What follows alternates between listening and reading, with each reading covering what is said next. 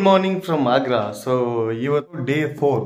So ಇವಾಗ ತಾಜ್ ಮಹಲ್ನ explore ಮಾಡೋಕ್ಕೆ ಹೋಗ್ತಿದ್ದೀವಿ. ಸೊ ಎಲ್ಲ ರೆಡಿಯಾಗಿದ್ದೀವಿ. ಸೊ ಇಲ್ಲಿಂದ 1 ಕಿಲೋಮೀಟರ್ ಒಳಗಡೆನೇ ಇರೋದು. ಸೊ ಹೋಗಿ ನಡ್ಕೊಂಡು ಹೋಗಿ ಆರಾಮಾಗಿ ವಾಕಿಂಗ್ ಆಗುತ್ತೆ. ಸೊ ದೆನ್ ತಾಜ್ ಮಹಲ್ನ ಎಕ್ಸ್ಪ್ಲೋರ್ ಮಾಡ್ಕೊಂಬರೋಣ. ಆ ಫೋಟೋಸ್ ನೀವು ನೋಡ್ಬೇಕು, ಇನ್ಸ್ಟಾಗ್ರಾಮಲ್ಲಿ ಫಾಲೋ ಆದರೆ ಗೊತ್ತಾಗುತ್ತೆ ಯಾವ ರೀತಿ ಇರುತ್ತೆ ಅಂತ. ಸೊ ನೋಡ್ರಿ ಹೋಗೋಣ. ನಡ್ಕೊಂಡು ಹೋಗ್ತಿದ್ವಿ. ನಾವು ಇದ್ದಿದ್ದು ಹೋಟ್ಲ ಇದೆ. ಬಿಸಿ ಬಿಸಿ ಬಿಸಿ ಬಿಸಿ ಇದೆ. ಟಿಕೆಟು ತಗೊಂಡ್ವಿ. ಒಂದು 50 ಒಂದು 250 50 ಅಂದರೆ ಸ್ವಲ್ಪ ದೂರದಿಂದ ನೋಡಬೇಕು, 250 ಅಂದರೆ ಕಂಪ್ಲೀಟ್ ಒಳಗಡೆ ಹೋಗ್ಬೋದು. ಸೊ ಅದಕ್ಕೆ 250ನೇ ತೊಗೊಂಡ್ವಿ ನಾವು. ಅಪ್ಪ ಬಂದ್ವಿ ಗುರು ಒಳಗಡೆ. ಓಹೋ ಏನಿದೆ ಗುರು ನೋಡೋಕ್ಕೆ, ಸೂಪರ್ ಆಗೈತೆ.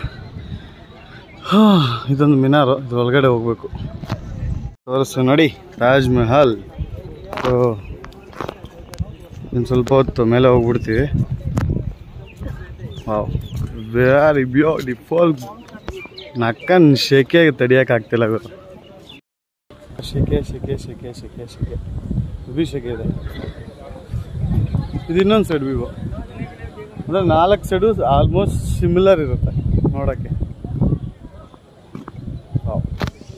ಹೋಗ್ಬೇಕಂದ್ರೆ ಈ ಥರ ಕವರ್ ಮಾಡ್ಕೊಂಡು ಹೋಗ್ಬೇಕು. ಆ್ಯಕ್ಚುಲಿ ಅದು ಫ್ರೀನೇ.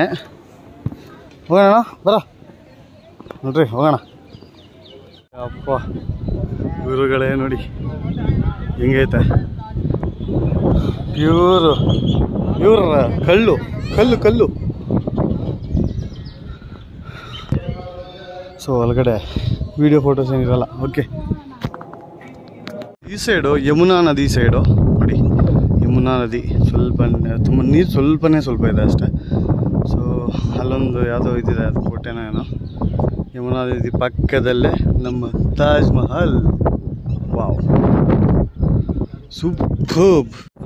ಇವತ್ತು ಎಕ್ಸ್ಪ್ಲೋರ್ ಮಾಡಿಕೊಂಡು ನೀಟಾಗಿ ನೋಡಿಕೊಂಡು, ಒಳಗಡೆ ಮೊಬೈಲ್ ಎಲ್ಲ ಇರಲ್ಲ. ಸೊ ನೋಡಿಕೊಂಡು ವಾಪಸ್ ಹೋಗ್ತಿದ್ದೀವಿ ರೂಮ್ಗೆ. ಬೇಗ ಸ್ಟಾರ್ಟ್ ಆಗಬೇಕು ಚಂಡೀಗಢ್ಗೆ. ಚಿಕ್ಕ ಚೇಂಜು. ಸೊ ಇವಾಗ ನಾನು ಡೇ ಅಲ್ಲಿ ಹೋಗ್ತಾಯಿಲ್ಲ, ನೆಕ್ಸ್ಟು ಚಂಡೀಗಢ್ಗೆ ಇವನು ನೈಟಲ್ಲೇ ಬಿಡ್ತೀನಿ. ಈ ಬಿಸಿಲಿಗೆ ಹೋದ್ರೂ ಗಾಡಿಗೂ ಎಫೆಕ್ಟು, ನಮಗೂ ಎಫೆಕ್ಟೇ. ಇವಾಗ ತಾಜ್ ಮಹಲ್ ನೋಡಿಕೊಂಡು ರಿಟರ್ನ್ ರೂಮ್ಗೆ ಹೋಗ್ತಿದ್ದೀವಿ. ರೂಮಲ್ಲೇ ಮಲಗಿಬಿಟ್ಟು ವೀಡಿಯೋಸ್ ಎಲ್ಲ ಎಡಿಟ್ ಮಾಡಿ ಈ ವಿಡಿಯೋ ಸಿಂಗಲಾಗಿ ಹಾಕ್ಬಿಡ್ತೀನಿ. ಮತ್ತು ಬೇರೆ ವೀಡಿಯೋದಲ್ಲಿ ಕ್ಲಮ್ಜಿ ಆಗೋದು ಬೇಡ. ಈ ಡೇ 4 ವೀಡಿಯೋ ಥರ ಹಾಕ್ಬಿಡ್ತೀನಿ. ನಡ್ಕೊಂಡು ಹೋಗ್ತಿದ್ದೀವಿ ಹೋಟೆಲ್ಗೆ. ನೋಡಿ ನೀರ ಸ್ಟ್ರೀಟು. ನಂಬ್ತಿಲ್ಲ ನಾನು ನೋಡಿ, ಸ್ನಾನ ಮಾಡ್ದಂಗೆ ಇದ್ದೀನಿ ಶೆಕೆಗೆ. ಬಾಬಾ ಹೋಟೆಲ್ಗೆ ಬಂದೆ. ಇವಾಗ ಸದ್ಯಕ್ಕೆ ಆರ್ಡರ್ ಮಾಡಿದ್ದೀವಿ. ಫುಡ್ಡು ರೆಡಿ ಆಗ್ತಾಯಿದೆ. ಹೋಗಿ ತಿಂದ್ಬಿಟ್ಟು ರೂಮ್ಗೆ ಹೋಗಿ ಮಾತಾಡ್ತೀನಿ ಹೆಂಗಿದೆ ಅಂತ. ಆಗ್ರಾದಲ್ಲಿದ್ದೀವಿ. ಇವತ್ತು ರೈಡ್ ಕ್ಯಾನ್ಸಲ್ ಆಯಿತು. ಸೊ ಬೈಕ್ ಇಶ್ಯೂ ಬಂದಿತ್ತು, ಆಯಿಲ್ ಲೀಕೇಜು ನನ್ನ ಇಂಜಿನಲ್ಲಿ. ಅಲ್ಲಿ ತುಂಬ ಆಯಿಲ್ ಲೀಕಾಗಿ ಇಂಜಿನ್ ಸ್ಟಾರ್ಟ್ ಆಗ್ತಿದೆ. ತುಂಬ ಜರಕ್ ಕೊಡ್ತಿದೆ. ನನ್ನ ಗಾಡಿನೂ ಸ್ವಲ್ಪ ಯಾಕೋ ಸಸ್ಪೆನ್ಷನ್ ಇಶ್ಯೂ ಇತ್ತು, ಯಾಕಂತ ಗೊತ್ತಾಗ್ತಿಲ್ಲ. ಎಲ್ಲ ಪ್ರಾಬ್ಲಮ್ ಓವರ್ ಹೀಟಿಂದ. ಅದಕ್ಕೆ ಬೇರೆ ರೂಮ್ ಮಾಡಿದ್ದೀವಿ. ಸೊ ಆಚೆ ಹೋಗ್ತಿದ್ದೀವಿ, ಹೋಗಿ ಡಿನ್ನರ್ ಮಾಡ್ಕೊಬರ್ತೀವಿ. ಟೈಮು 6 ಗಂಟೆ ಎಲ್ಲ ಗುರು, 7:30 ಆಗ್ತಿದೆ ಟೈಮು. ಅಲ್ಲಿ ನೋಡಿ ಇನ್ನು ಎಷ್ಟು ಬಿಸಿಲಿದೆ. ಸೊ ಹೋಗಿ ಡಿನ್ನರ್ ಮಾಡ್ಕೊಬಂದು ಮಾತಾಡ್ತೀನಿ ಏನೇನಾಗಿದೆ ಅಂತ ಹೇಳ್ಬಿಟ್ಟು. ಗಾಡಿ ಸ್ಟಾರ್ಟ್ ಮಾಡಿ ಹೋಗ್ಬೇಕು.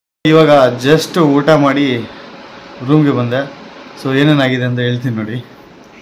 ಆ್ಯಕ್ಚುಲಿ ತಾಜ್ ಮಹಲ್ ನೋಡಿಕೊಂಡು ಆಚೆ ಬಂದು ಎಲ್ಲ ಲಗೇಜ್ ಎಲ್ಲ ಕೆಳಗಡೆ ಹಾಕಿ ಗಾಡಿ ಮೇಲೆ ಮೌಂಟ್ ಮಾಡಿ ಸ್ಟಾರ್ಟ್ ಮಾಡಿದೆ ಗಾಡಿ.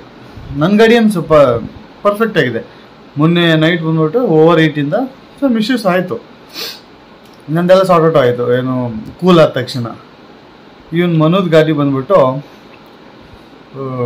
ಜರಕ್ ಕೊಡ್ತಾ ಇದೆ. ಅಂದರೆ ಏನಂತಾರೆ, ಇಂಜಿನ್ ಜರಕ್ ಅಂದರೆ ಇವಾಗ ಸ್ಟಾರ್ಟ್ ಮಾಡಿದಾಗ ಒಂದು ರೀತಿ ಜರಕ್ ಥರ ಕೊಡ್ತಿತ್ತು. ಪೆಟ್ರೋಲ್ ಖಾಲಿ ಆದರೆ ಯಾವ ರೀತಿ ಇರುತ್ತೆ ಆ ರೀತಿ.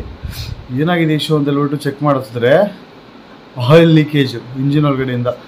ಕೆಳಗಡೆ ಇದಿರುತ್ತಲ್ಲ, ಆಯಿಲ್ ರಿಮೂವ್ ಮಾಡೋಕ್ಕೊಂದು ಬೋಲ್ಟ್ ಇರುತ್ತೆ. ಸೊ ಆ ಬೋಲ್ಟ್ ಲೂಸ್ ಆಗಿ ಬರ್ತಾ ಇದೆ ಆಯಿಲು. ಆಲ್ಮೋಸ್ಟ್ ಎಲ್ಲ ಆಯಿಲ್ ಹೋಗ್ಬಿಟ್ಟಿದೆ. ಇನ್ನೇನು 300 ml ಸಮಥಿಂಗ್ ಇದೆ ಅಷ್ಟೇ. ಸೀರಿಯಸ್ ಆಗಿ ಹೇಳ್ತೀನಿ, ಇಷ್ಟು ಬಿಸಿಲಂದರೆ ತಡಿಯೋಕ್ಕಾಗಿಲ್ಲ. ಇನ್ನು ಸರಿ ಹೆಂಗೋ ನೈಟಲ್ಲಿ ಟ್ರಾವೆಲ್ ಮಾಡೋಣ ಬಿಡು ಅಂತ ಹೇಳ್ಬಿಟ್ಟು ನಾವು ಪ್ಲ್ಯಾನ್ ಮಾಡಿಕೊಂಡು ಸದ್ಯಕ್ಕೆ ಎಷ್ಟಾಗಿದೆ ಟೈಮ್ 7, 8, 9 ಗಂಟೆ 10 ಗಂಟೆಗೆ ಬಿಡೋಣ ಅಂತಿದ್ದಿದ್ದು. ಸೊ 10 ಗಂಟೆಗೆ ಬೇಡ, ಓವರ್ ನೈಟ್ ಆದರೂ ಕೂಡ ಇನ್ ಕೇಸ್ ನಿದ್ದೆ ಇಲ್ದಿರೋ ಪ್ರಾಬ್ಲಮ್ ಆಗುತ್ತೆ ಅಂತ ಹೇಳ್ಬಿಟ್ಟು ಅರ್ಲಿ ಮಾರ್ನಿಂಗ್ 3 o'clockಗೆ ಸ್ಟಾರ್ಟ್ ಆಗೋಣ ಅಂತಿದ್ದೀವಿ. ಸೊ ಅರ್ಲಿ ಮಾರ್ನಿಂಗ್ 3 o'clockಗೆ ಚಂಡೀಗಢ್ಗೆ ಸ್ಟಾರ್ಟ್ ಆಗ್ತೀವಿ. ಇನ್ನೇನು ಇವಾಗ ಹೋಗಿ ಸ್ವಲ್ಪ ವೀಡಿಯೋ ವರ್ಕ್ ಇದೆ, ಅದು ಮುಗಿಸ್ಬಿಟ್ಟು ಮಲಗಿಬಿಡೋದೆ. So guys, thank you for watching. Bye bye bye bye.